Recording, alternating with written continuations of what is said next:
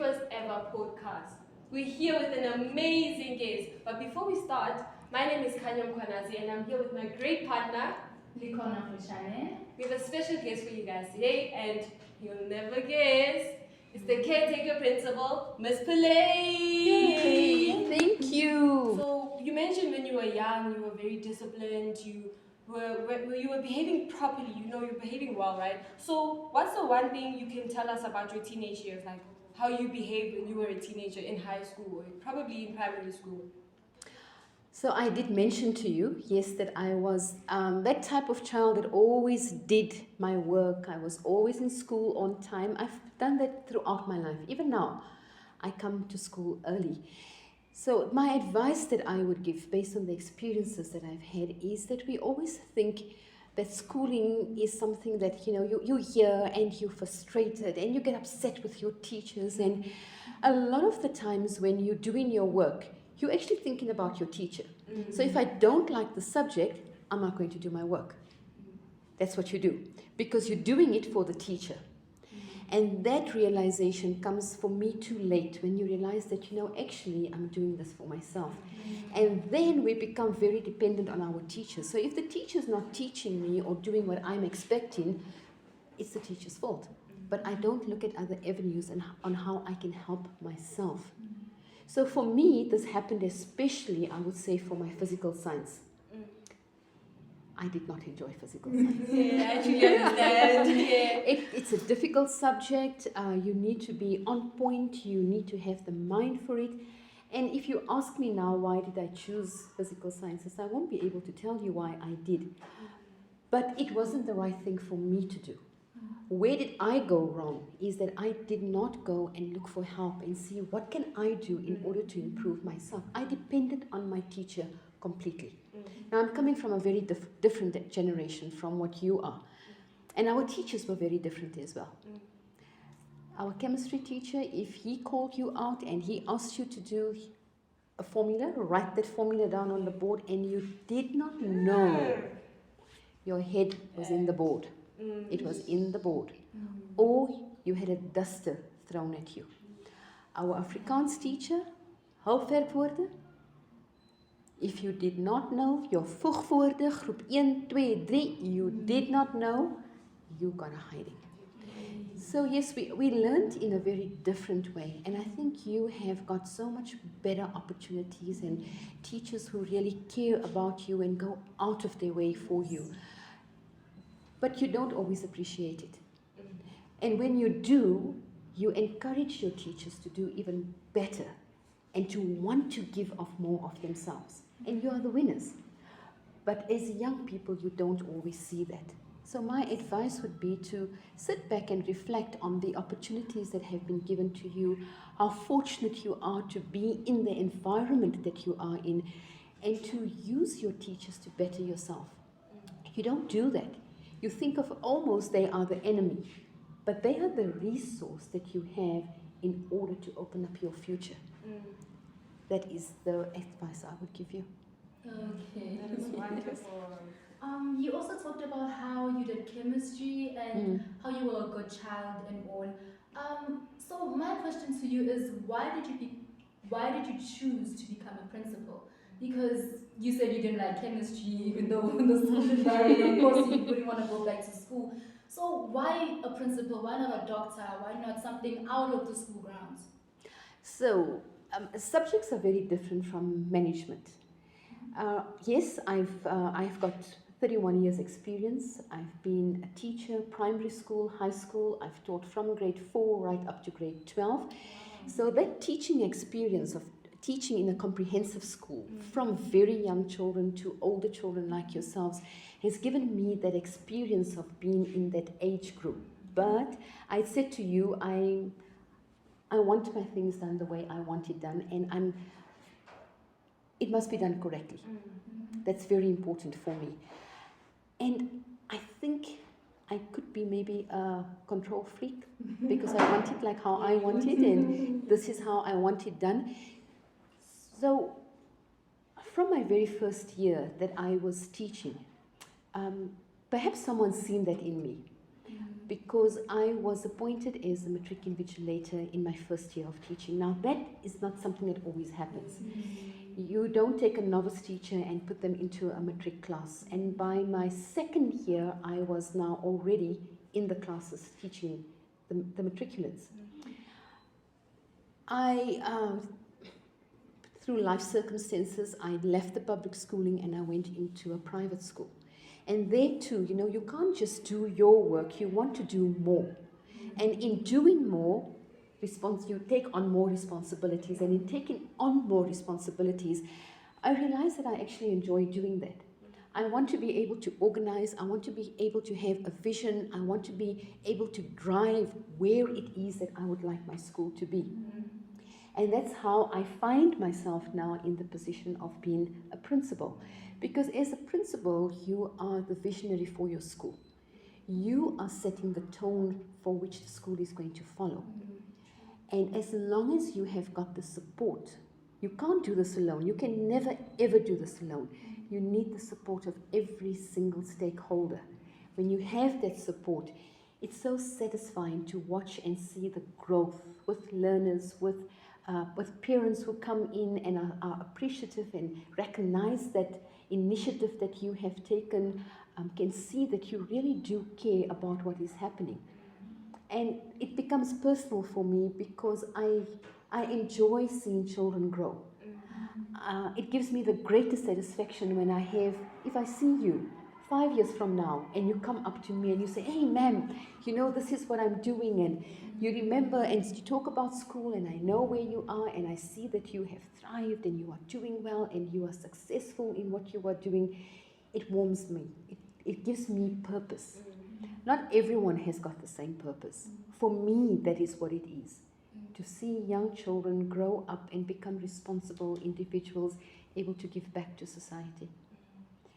Yeah, I don't know if I've answered the question. I started from the perfectly. So I believe in the term of, in life you always learn something. Wherever you go, be it at school, be it at home.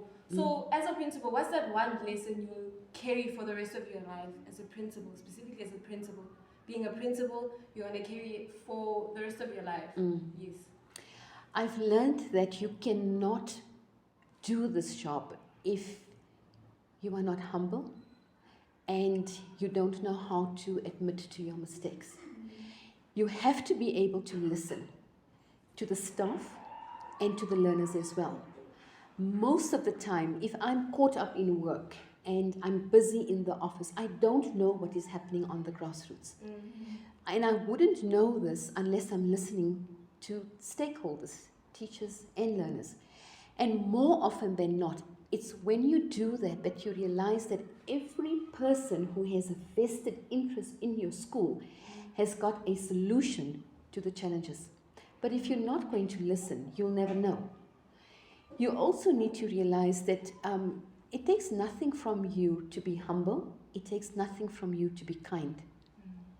Every person has got their story.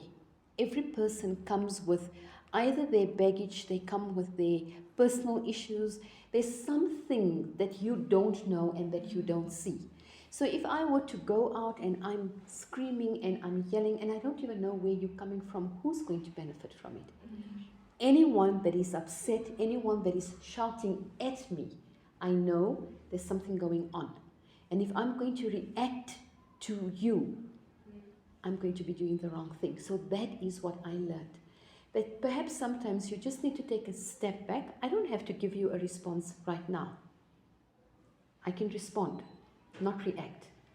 And when you do that, you make sure that your response is a reasonable, measured response that you are giving. Whereas if I'm going to react, I'm probably going to lash out. I'll say something that I'm going to regret. I'll say something that could cause even more harm. And instead of diffusing a situation, I'm just going to be adding more fuel to the fire that is already being set. So it's a life lesson that I've learned as well. Sometimes we just need to take a step back. It's not so easy. Yeah, that's true. And another question I have is, why did you become the caretaker principal of Uitsig High Oh, School? what a difficult question. We have amazing schools around Centurion. We Yes. just want to know why Uitsig. Okay, So Uitsig, because of the logistics of the school itself, the school needed a caretaker principal. It could not be someone from internal because there are 2 vacancies with regards to the deputy principal's post. I don't know if you are aware of it.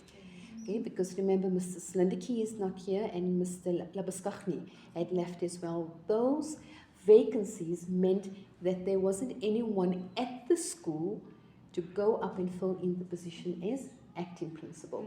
So the Department of Education looks out to see, okay, is there anyone who would be willing to caretake the school? And that's how that came about. It's not as if the posts were advertised or, it doesn't happen that way. Okay. It's something that is done by the Department of Education to ensure that teaching and learning continues as it is, because there are functions that a principal carries out that can only be done by a principal. And the school needs a principal. Every school must have a principal. The school cannot function without a principal.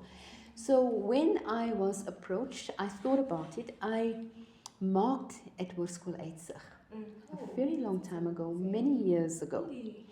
And I can remember being at the pavilion area. I remember the classroom that I was seated at as well, marking at the school. So that I knew the school because of that. And when I was asked, I thought it would be a great opportunity for me because I'm currently in a primary school. But I know high school as well. And I wanted to get back into a high school to see what's happening currently in the high schools with all the learners that we are sending from primary school. You understand what I'm saying? And also to see as if when I go back to my school and I've seen, okay, these are the gaps that I'm seeing now where we as primary schools can try to cover up that gaps. It puts me in a better position to do so. And I've always only heard good things about Hoërskool Uitsig. Exactly.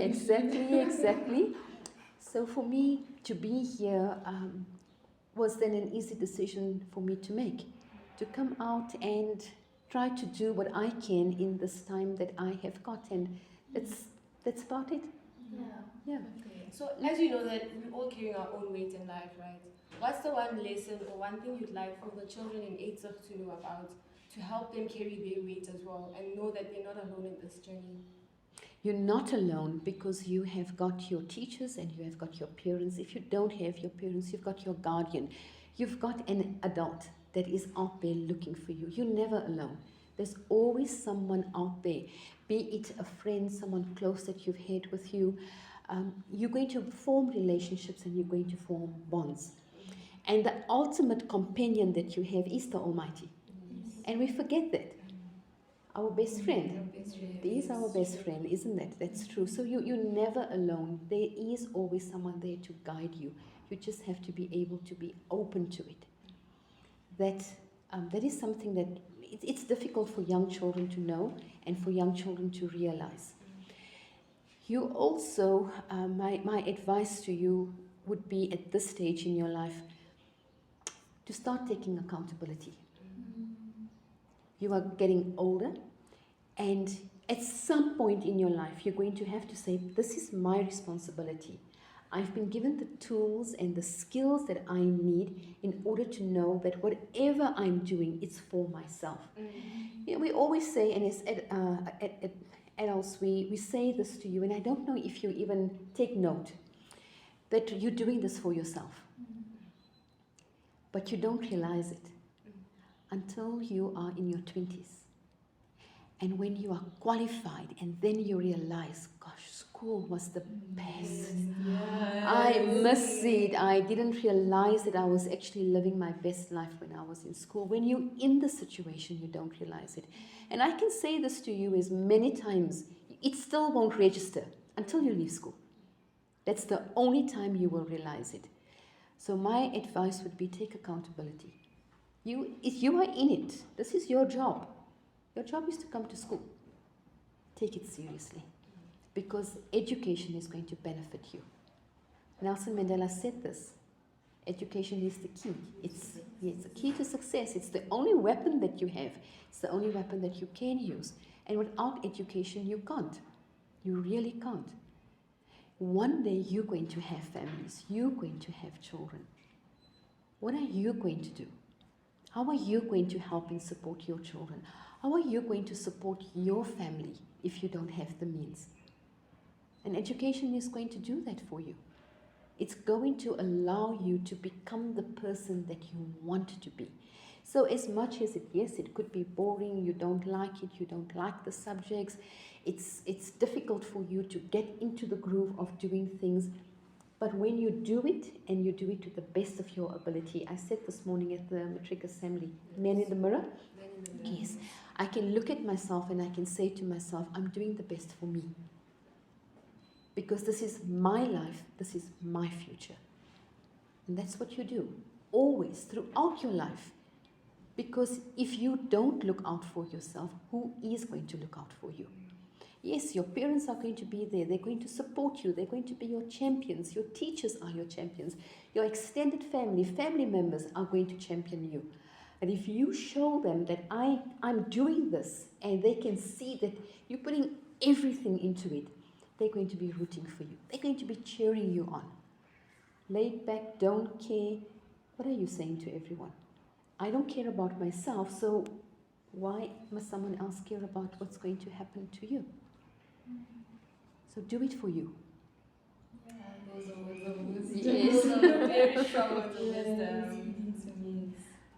So my next question is, what will you do to ensure that Uitsig High School becomes better in all aspects, whether it be academics, sports, culture?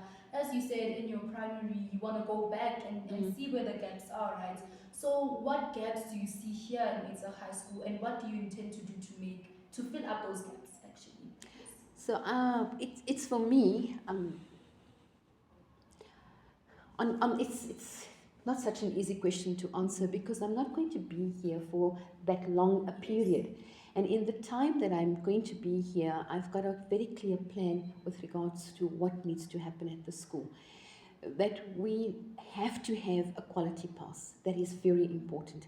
And that the learners themselves are motivated to want to do better and to want to achieve. That we have got in place the structures that is going to be able to help and assist you to achieve what you need to achieve, because you need to be supported. You'd asked that question earlier on.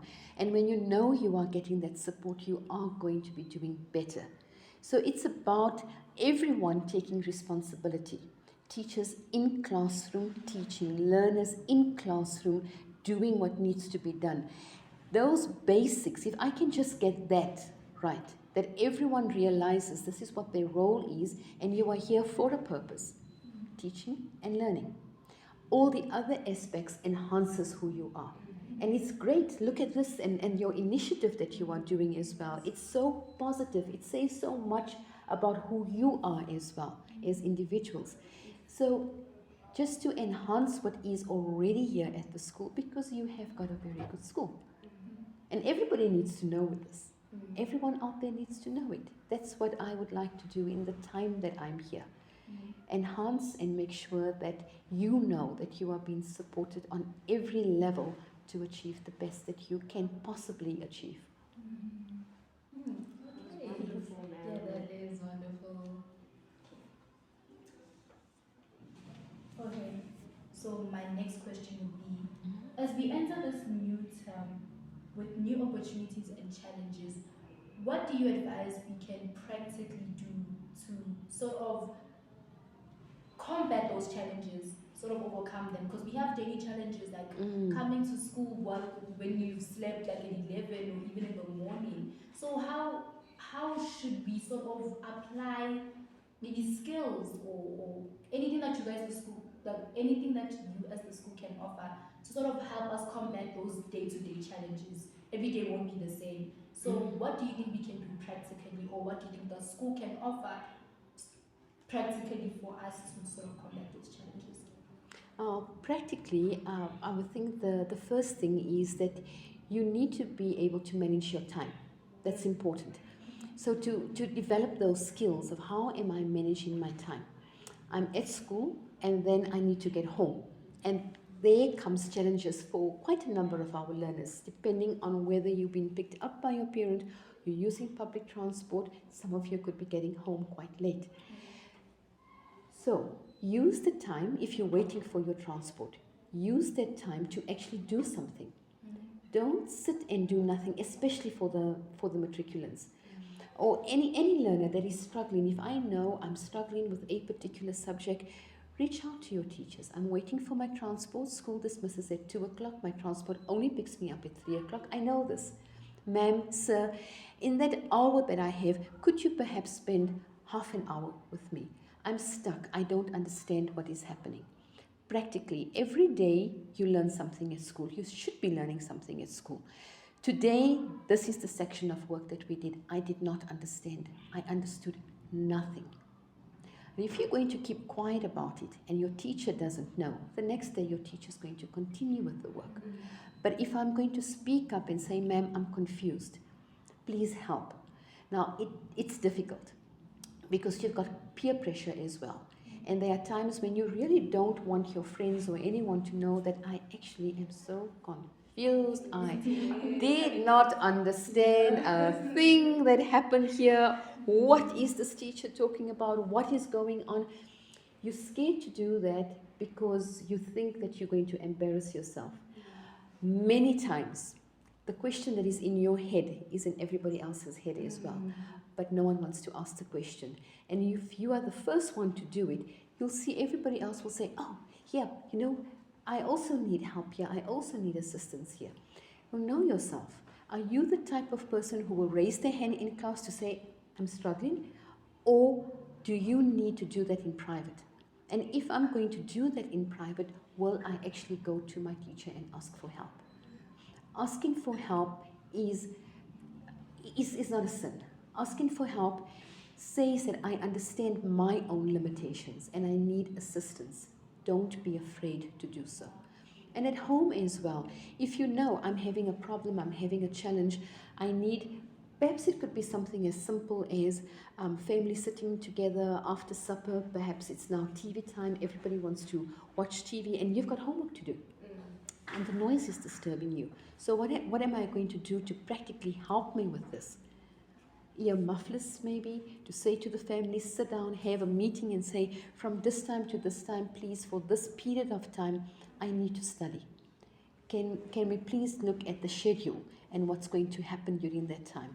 So I know this for a fact. Matric, it's the whole family that is writing with you. It's not just you.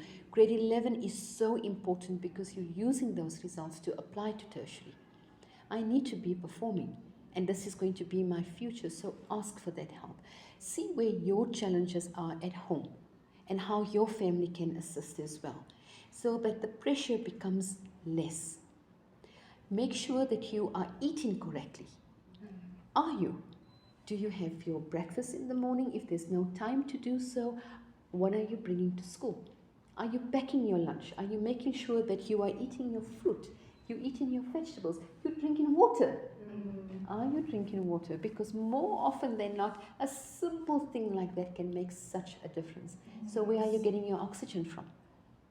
Your body needs oxygen. No? Where is it coming from? You're breathing. You're smiling. Do you know the smile? Oxygen to the brain. And you're drinking water.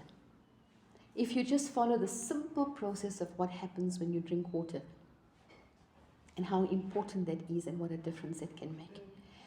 Limit your time with your studying. You can't be going on for a stretch of 2 hours. You know your own limitations. So I know 60 minutes and then I need to get up. I need to move my body. Move your body. In the house, outside, run, jump, skip. But you cannot be passive. You have to be active. And when you move your body, you energize your body. I can go, take my break now, have my snacks, and then go back to my study. You can't neglect your diet. You can't not take care of yourself. You can't not do the basic things like simple basic exercises for yourself. Because if you don't do that, you're not going to have the energy. And where's your energy coming from? Your energy is coming from what you are consuming. So I can't eat junk food and then expect my brain to be functioning optimally. It's not going to happen. So practical things that you need to do. I need to make sure that when I'm sleeping. So I need to switch off my phone. I can't be on my phone. It needs to be away from me. I need to take a break from that. I need to go to bed. I need to be sleeping when I am in bed. I need to be able to shut down. Simple thing. Do I know how to breathe? When do you take your deep breaths? Fill your lungs with air. I was talking about the oxygen. You need to be able to do that. When I'm experiencing anxiety, how am I going to relax myself? What do I do in order to calm myself down? Do you know what it is that you need to do for yourself? And if you don't, ask. You know which adults can help you. Your teachers that you can go to. People that you can ask. Just a simple thing. Ma'am, please, I need someone to push me. Can you check up on me and make sure that I'm studying my time? I'm going according to my timetable. It's practical. I've drawn up my study timetable, but someone needs to check up on me. Did I do my maths?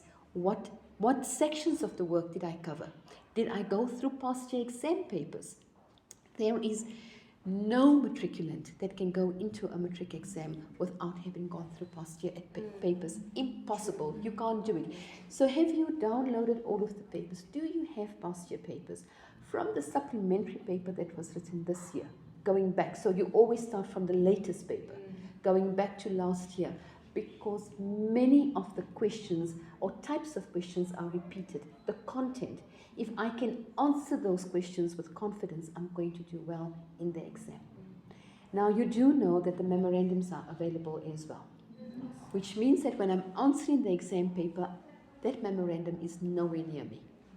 You answer the exam paper, and when the syllabus is completed, I should be able to answer that exam paper from start to finish.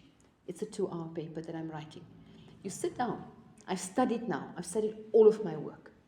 I sit with the paper and I answer it. Am I able to manage my time? Did I complete the paper?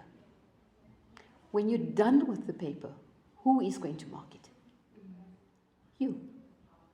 You're going to take that memorandum only then, and you're going to check your answers.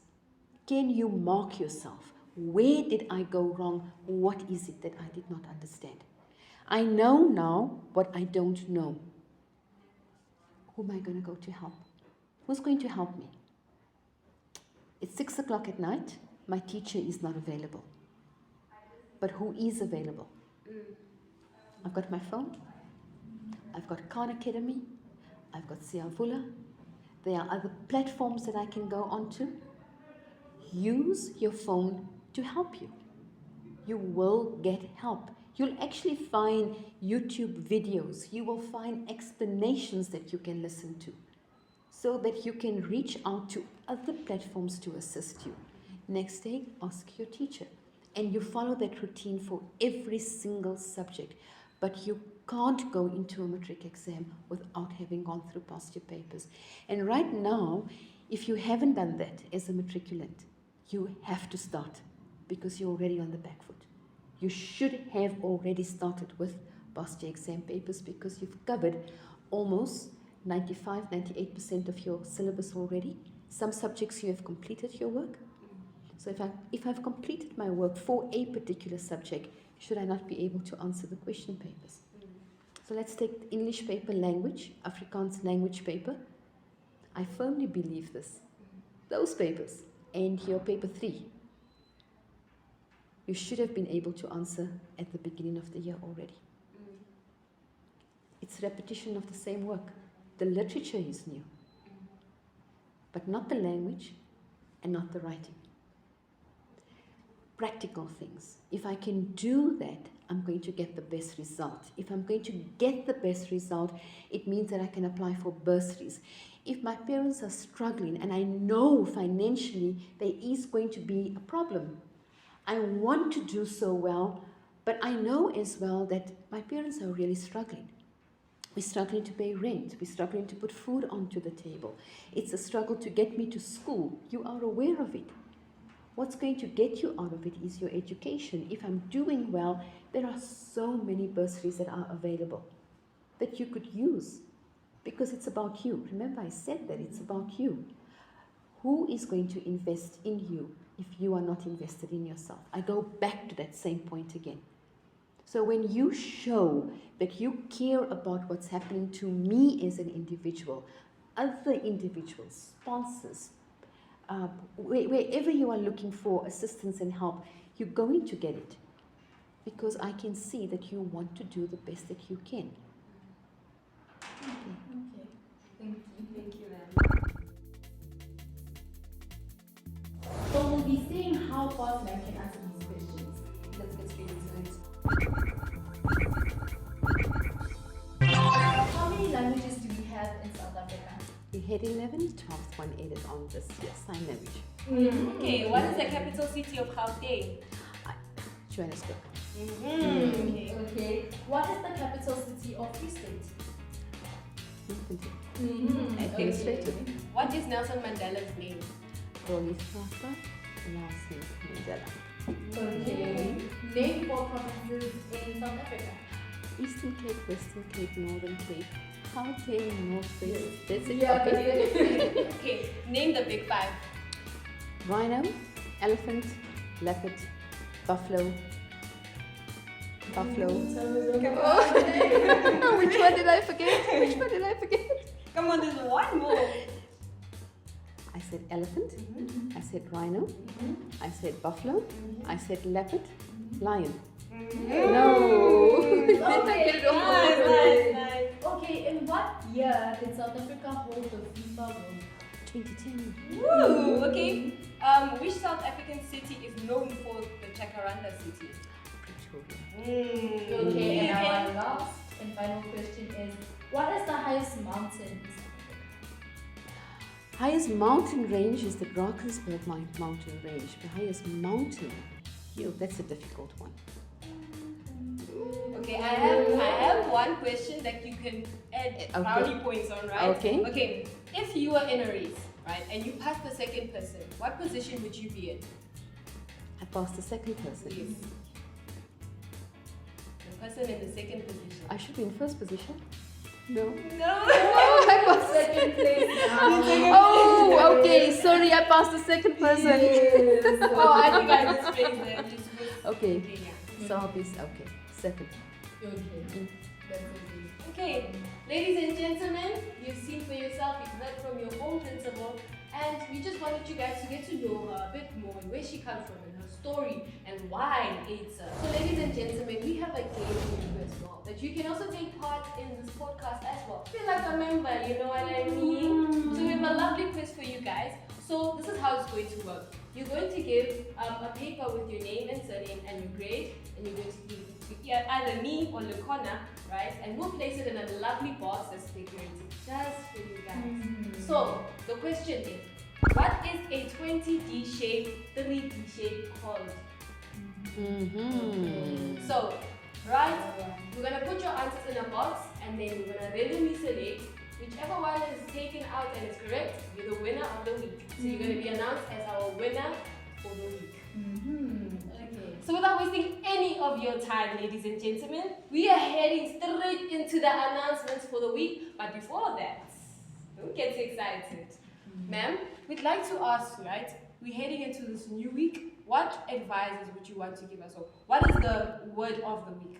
The word of the week, very simple one, integrity. I like that. That's okay. I like that. Integrity, and I want you to think about it. Yes. What does it mean? Can I live up to integrity for 1 week? Only for 1 week. I challenge you to it. That's a different one. Yes, I am challenging the learners of Uitsig to a week of integrity.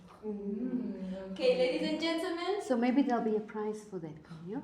Oh, actually, we could actually Yes. have a prize for that, guys. Integrity. Yes. So we're gonna be observing you guys and seeing, are you acting correctly?